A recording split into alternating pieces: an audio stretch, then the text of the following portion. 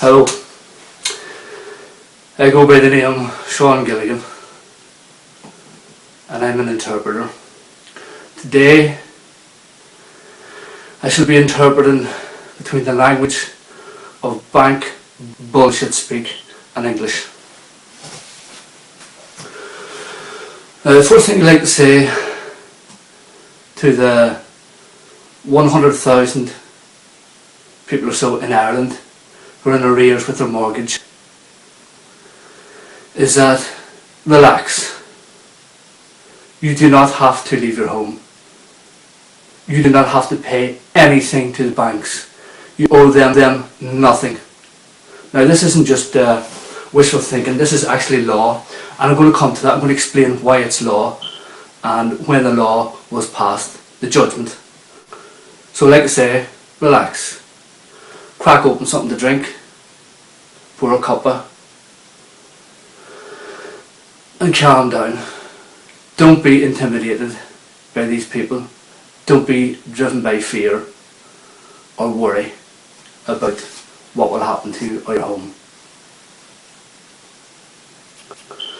Now, what the banks have been doing in Ireland by sending out letters to people telling them to vacate their homes within 21 days has nothing to do with law. It has nothing to do with the bank's right to your property. If you're in a house and you're paying a mortgage, that property is yours and you do not have to pay anything to the bank. Even if you're not in arrears, you do not have to pay anything to any bank. Neither do you have to pay mortgage protection or house insurance if you don't wish to. You're under no obligation. Because all the banks and all the corporations in the world have been foreclosed since this judgment on the 25th of December 2012.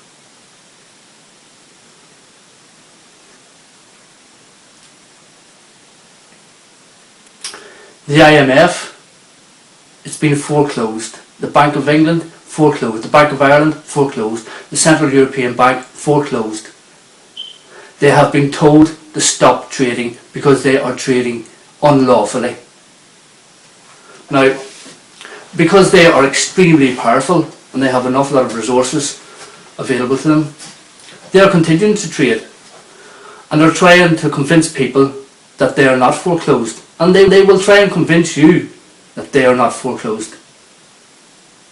They have been foreclosed, and I'm going to explain the documents you can look at to see for yourself. Now, as an Irish person, I know the Irish people, now this is a worldwide message, but I'm just putting it into the Irish context with the people that I know and live with and work with every day. We're principled people, and the first reaction of an upstanding, law-abiding Irish citizen is to say, well, I took out a mortgage on a loan from the bank and, well, I was stand by my principles, I'm going to pay it back. Well, fair is fair, I knew what I was getting into. Now, the first thing about that is, did you know what you were getting into? I'm here to tell you that actually you did not. If you knew that you were getting involved in a cartel that was stealing from people, that was funding wars to kill children in Africa, in Syria, in Iraq, Afghanistan, like me, you wouldn't have got a mortgage. You would not have got involved with these people. The other thing as well is, consider this, the same principle. I got a loan and I'm going to pay it back. I'm a man of my principles. Now, imagine, say you want to buy a brand new second-hand car, a 97 CN Ford Fiesta. So you have no money, but you know that old Jimmy McBorrow up the road, loads of money, and you can get a loan from him. So you go up to Jimmy McBorrow, get a loan of €1,000 for a brand new second-hand car with extortionate rates, which Jimmy McBorrow can increase at will as he sees fit. And still, okay, you take the loan, you knew what you were getting into, so you think. Now the word gets around that there's an awful lot of pensioners in the area. They're getting robbed. They have been for years. Turns out it was old Jimmy McBorrow up the road going around robbing the pensioners, taking their money. And with all that money, he was letting it out and getting it paid back at extortion rates of interest. So, using the same principle, would you continue paying back that €1,000 to Jimmy McBorrow so he can continue going around robbing pensioners? And if you think this is a little bit extreme, it's not. Look what happened in Detroit. The banks went into Detroit. People who had been working in Detroit for 30, 40, 50 years, putting their monies into pensions. The banks went in, they took all the money out of their pensions and said to Detroit, you are bankrupt, you have no more money. And for the people in Detroit that have worked all their lives and saved all their lives, paid for their houses, they've been told, your houses are worthless, we're closing down your city, go feck off somewhere else. You even see it here in Ireland. People have been paying into pension funds who sit down with their pension advisor every year and maybe get a report about how their pension is performing. After the crash, which was actually the robbery, the great bank robbery of 2007, a lot of these pensions lost value. So when your pension broker says, oh, the value of your pension has gone down, to translate that from bank bullshit speak into English, what they're saying is, we have stolen money from your pension. So, in practical terms, what to do if you decide to say to the bank, please don't bother me anymore because I owe you nothing. This is what you can do in practical terms. On the website www.i-uv.com, there's information there explaining in detail about the judgment that was passed on the 25th of December 2012. There's forms which you can download. There's a flyer which you can give to people who are harassing you or who are trying to steal your property. If you're paying a mortgage on a house, that house is now yours. If they try and take it from you, they are stealing. And it is not a corporation, it is individual people coming to steal your property. So just make that very clear in your own head. Read the information on the website and understand it. You can download the forms, you can give them to people who are sending you letters from the bank. If somebody sends you a letter from a bank saying you must pay such and such, you may send a letter back to that person and say, I owe you nothing. Your bank does not exist. It has been foreclosed. It has no right to trade lawfully. Whatever business it is carrying out at the moment, it is carrying out unlawfully. Just the same as the mafia does, just the same as any terrorist organisation does in running protection rackets. You can ask them to stop harassing you and trying to steal your property. But if they insist, you can send them a form saying that if they insist, then they force you into a contract, and you can offer them terms which you will accept as compensation if they wish to settle the contract in the future. Now the website is much more detailed. It'll give you a greater in-depth explanation of the law, how the forms and how they work. But the basic thing is to remember is that the banks have been foreclosed. They do not exist. They are a group of individual people working collectively to extort money from law-abiding citizens, money which they have no right to.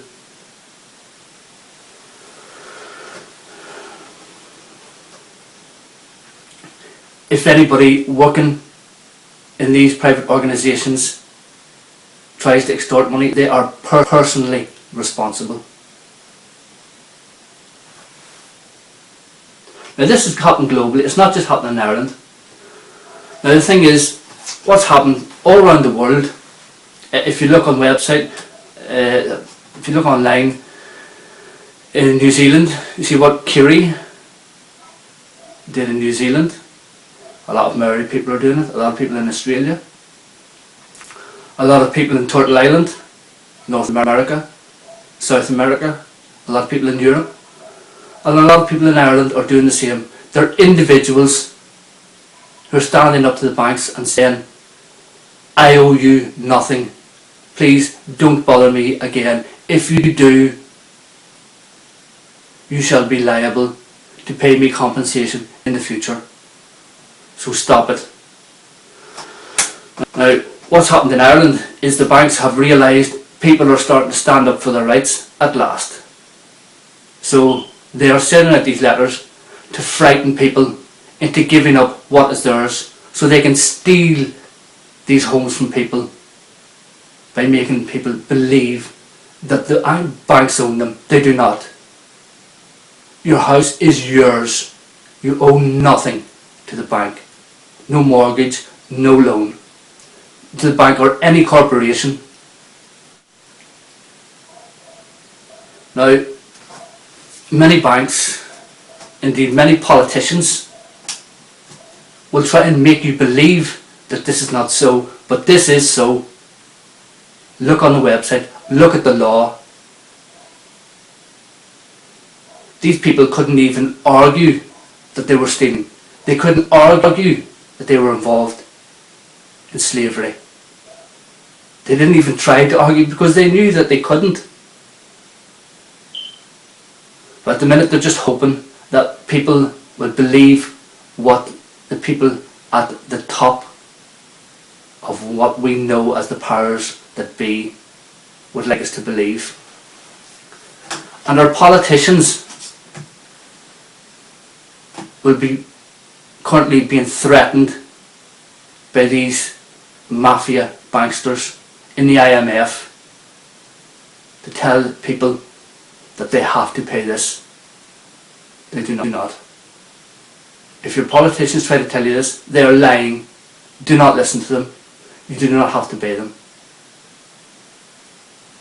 Now the reality is that there may be people working for these private mafia cartels who will try and insist that they are banks, lawful banks. They are not. That they are lawful governments. They are not. To remember, that's the most important thing to remember.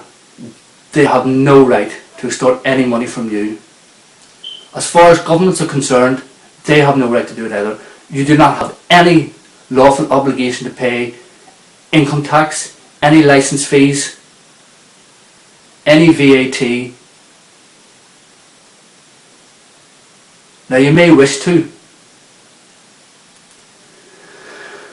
until your government gets itself in order. You may not. That's up to you.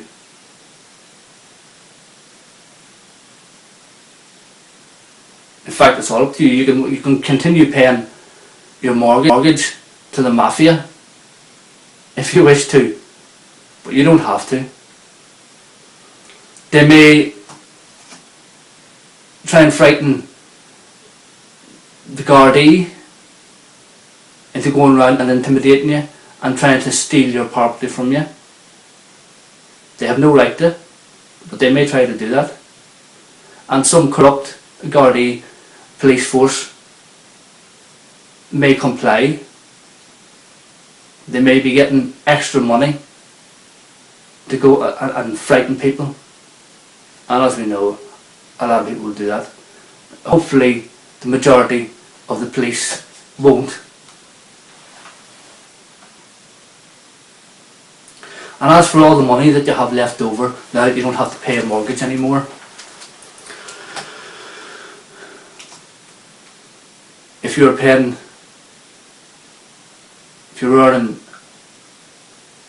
€4,000 a month and paying €1,000 a month on your mortgage, plus all the extras, the mortgage protection, the house and home insurance, life insurance, all that garbage, all that con, then you're €1,000 better off. You can go and spend it on your children, spend it on feeding your family properly, on getting some rest and leisure for your family. Or you can send it to other people who need it, other people who have been even more robbed and traumatised by this mafia than most countries in the West are. You can send it to grassroots organisations in places like Africa, Latin America, Asia. We're still in the year 2013. Millions of children have no access to clean water. We're 20,000 children at least, now that's their estimate, die every day from poverty, starvation and illness. Now there has been no excuse for famines in this world since the Second World War, but it's continued to happen. So now that people are starting to reclaim their rights, that the banks have been foreclosed, you can decide to give some of your money to the people who really need it, so that they can build infrastructure, roads, water pipes, and finally start feeding themselves. Not us feeding them, not aid, doing it for themselves, which, as we know, is the only way it works.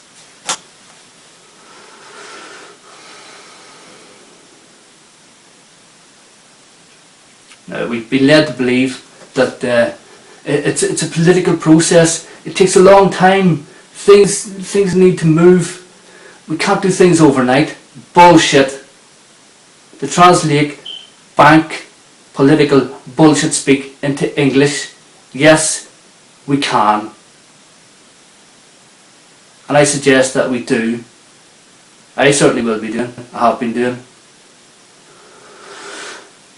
I cancelled my mortgage last week. I'm not paying anymore.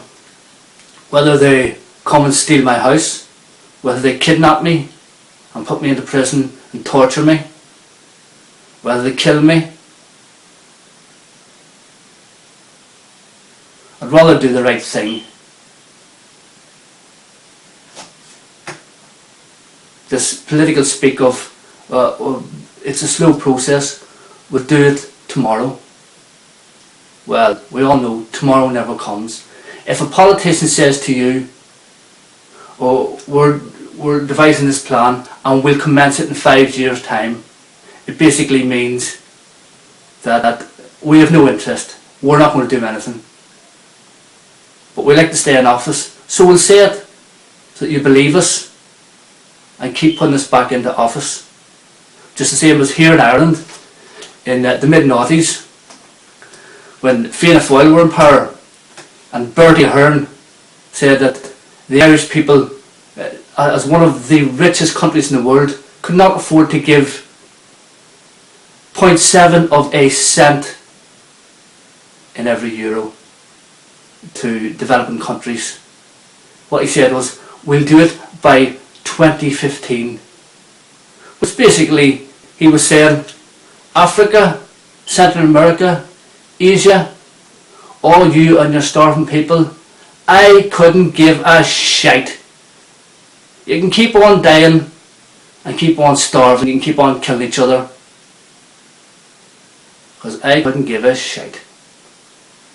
What I'll tell the people that I do, I'll make them believe that I do, and then when somebody else comes in, so they'll forget about me. So that's just kind of a rough synopsis of translating bank political bullshit speak into plain English. There's lots of resources there if you wish to get more detail, more information.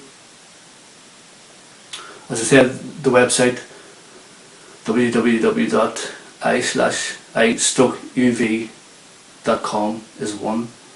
If you want to look at some proper economists, look to a very good one at the minute is Max Kaiser on Russia Today. He's a bit obsessed with gold and silver, which is a bit of a folly. If you want to invest in people. Don't expect an instant money back, but what you will get back in the days and years to come is a more stable world, a world where barriers between countries are broken down, where people begin to travel even more than they do at the moment. You will see a world where poverty actually starts to disappear and disappears, not just with the promise of disappearing, where all children go to school and get educated for as long as they want to. That goes for adults as well. We have so much resources. The resources have always been there. They've just been stolen from us for hundreds of years. So there you have it. You own nothing. It's up to you. If you wish to continue being fooled and continue paying money into these bank mafias and these government mafias, well, that's up to you. Personally, I won't. Good luck and God bless. You are not acting unlawfully if you continue to use a bank account for day-to-day banking services. There are many good, decent people working in these banks' front lines. It is no harm to support them in their work and use the infrastructure the bankers at the top have stolen, until those working in the banks stop paying money to the hierarchy and reclaim the banks for the people, as co-ops, for example. Also, there are many decent, honourable people in politics, and it is not unlawful to continue to pay taxes if they commit to immediate political change, giving all people a say in all decisions at all times, and to stop paying citizens' money out to the IMF banksters cartel.